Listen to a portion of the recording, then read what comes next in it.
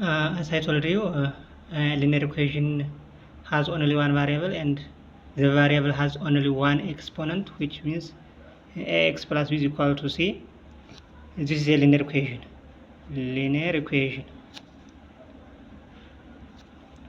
We can do some examples. For example, example 1, 2x plus 3 is equal to 5. This is a linear equation because it has only the coefficient of 2 and the variable x, and the exponent of x is only 1, not a square, it is unity, which is a linear equation.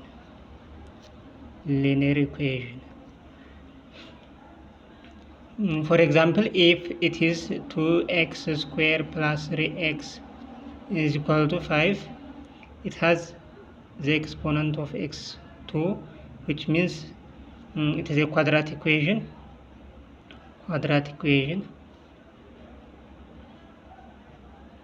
Not linear equation. So we can solve x from the linear equation, which means 2x plus 3 is equal to 5. 2x is equal to 5 minus 3, because the number 3 interchange to the similar collect like terms እንደሚባሉት ማለት ነው። ስለዚህ ሳይኗን ቀይራ ወደዛኛው ተሻግራለች። 2x is equal to 2 over 2 x is equal to 1. The value of x is 1. This is the first equation. And the second example 2, 4x plus 8 is equal to 2x minus 5. Collect like terms,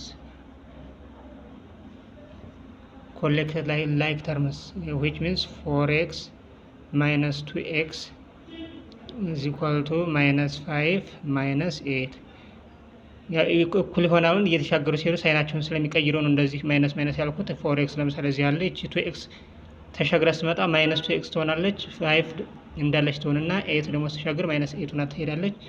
4x minus 2x ይሆናል is equal to minus 13 over 2 x is equal to minus 13 over 2. This is the value of x. It is enough to solve the linear equation. How to identify if the equation is a linear or not, which is from the definition. A linear equation has only one variable and the variable has only one exponent, which means the exponent is unity. This is the linear equation definition. And how to solve the linear equation related with the brackets and fractions. Now we will see in the bracket, and the next time we will see the fraction linear equation in order to calculate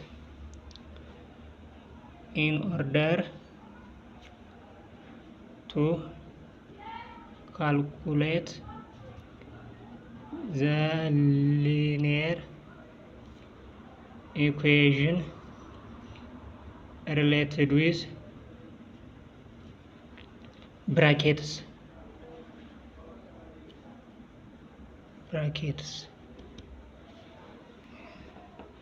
There are about 5 or 6 rules which calculates the linear equation related with brackets. For example, rule 1, a plus b plus c is equal to a plus b plus c. Rule 2, a minus b plus c, a minus b minus c. Rule 3, a plus b minus c is equal to a plus b minus c. 4, a minus b minus c, a minus b plus c. ምናልባት እዚህ የሚለይባችሁ ሩል 2 እና ሩል 4 ነው። ምክንያቱም ሌሎቹ ሳይናቸውን ይዘው እንደሄዱ ማይነሷ ግን ከብራኬቶች ስትሆን ውስጥ ላይ ያለውን አፌክት ታደርገዋለች። which means ማይነስ አሁን ለዚህ ለምሳሌ ሩል 2 ላይ ስናየው ማይነስ ቢ ይችን ታባዛለች። ማይነስ ታይምስ ፕላስ ማይነስ ነው። ማይነስ ታይምስ ማይነስ ደግሞ ፕላስ ይሆናል ማለት ነው። ሩል 5 ደግሞ መልቲፕሊኬሽን ላይ ነው። ኤ ኢንቱ ቢ ፕላስ ሲ ካለ ደግሞ ኤ ቢ ፕላስ ኤሲ ቀጥታ ውስጡ ማባዛት ስለሆነ ማለት ነው። እነዚህን ሩሎች እናያዝና አንድ ኢኩዌዥን እንስራ እስኪ። ለምሳሌ 5 ማይነስ 4x ማይነስ 1 is equal to 0 ቢል አሁን ዘ ቫልዩ ኦፍ ኤክስን ካልኩሌት አድርጉ ቢባል እንዴት አድርገን ነው የምንሰራው? አሁን ይሄ ለምሳሌ እንትን ነው ሊኒየር ኢኩዌዥን ነው። ሊኒየር ኢኩዌዥን ሪሌትድ ዊዝ ብራኬት ስለሆነ ማለት ነው። ስለዚህ 5 ማይነስ 4x ቅድም ሩል ላይ እንዳየ ነው ማይነስ ታይምስ ማይነስ ፕላስ ይሆንና ፕላስ 1 እኩል ይሆናል 0 ይሆናል ማለት ነው። ስለዚህ ላይክ ተርምስ እናደርጋቸው ማይነስ 4x ፕላስ 6 is equal to 0 ይሆናል አይደል? 1 ሲደመር 5 6 ስለሆነ ማለት ነው።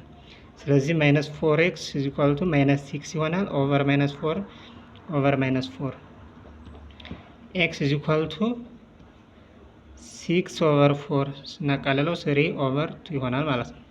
እንደዚህ አድርገን እንሰራለን።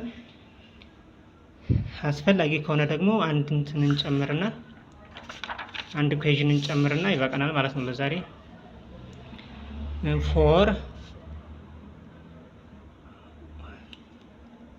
4 ኢንቱ ኤክስ ማይነስ 1 ፕላስ 3 ኢንቱ ኤክስ ፕላስ 2 is equal to 5 ኢንቱ ኤክስ ማይነስ 4። አሁን እነዚህ ያው የተለያዩ ኢኩዌዥን ቢሆኑም ግን ሊኒየር ኢኩዌዥን ስለሆኑ እነዚህ ላይክ ተርም ማድረግ ነው በኋላ። ስለዚህ 4x ማይነስ 4 ፕላስ 3x ፕላስ 6 ውስጠኛውን ስለሚያባዛ ማለት ነው ኢኳል ቱ 5x ማይነስ 20 ይሆናል ማለት ነው። ስለዚህ ላይክ ተርም ስናደርጋቸው 4x ፕላስ 3x ይችኛው ወደ ስትሻገር ማይነስ 5x ይሆናል ኢኳል ቱ ማይነስ 20 ፕላስ 4 ማይነስ 6 እነዚህኞቹ ኮንስታንት ነምበሮች ሲሻገሩ ማለት ነው። ስለዚህ 4x ፕላስ 3x 7x 7x ማይነስ 5x 2x is equal to ማይነስ 20 ፕላስ 4 ማይነስ 16 ማይነስ 16 ማይነስ 6 ማይነስ 22 ማለት ነው። ስለዚህ x is equal to ማይነስ 11 ይሆናል ማለት ነው። ስለዚህ እንደዚህ እያደረግን በብራኬት ሲሰጥ እንደዚህ አድርገን ካልኩሌት እናደርጋለን። ቀጣይም ደግሞ እንደዚሁ በፍራክሽን እናያለን። ለአሁኑ ግን እዚህ ላይ ይብቃን።